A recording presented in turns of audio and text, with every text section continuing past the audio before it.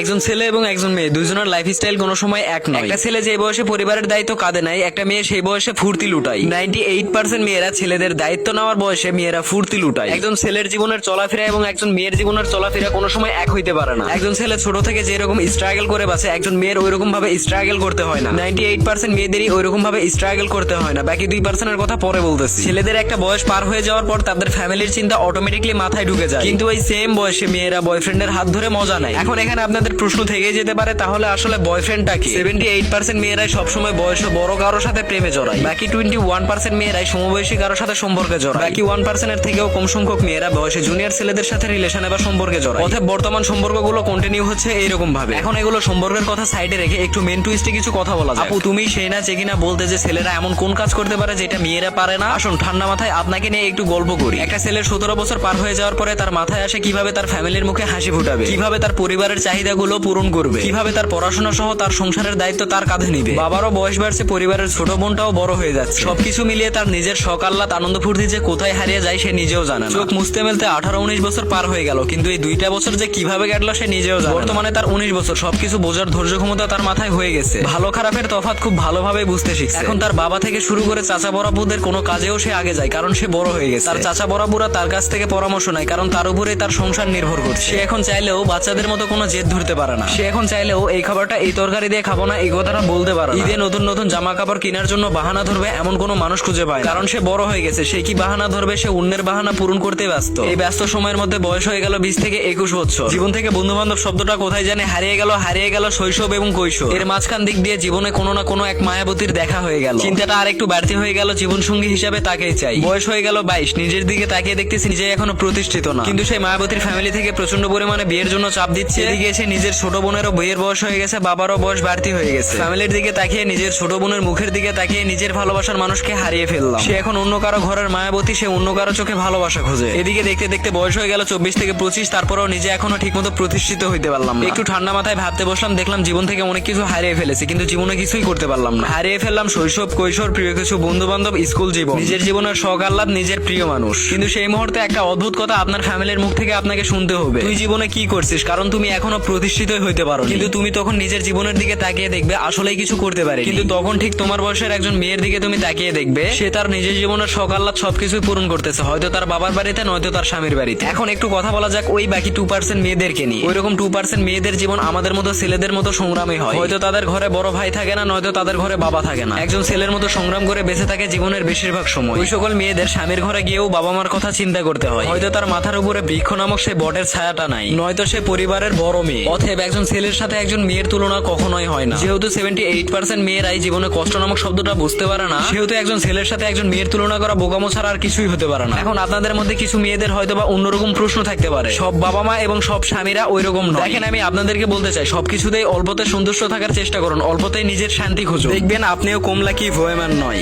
What ever পুরো লাইনগুলো আমার নিজে লেখা, ভিডিওটি কেউ কপি করলে অবশ্যই মেনে করে কপি করবে।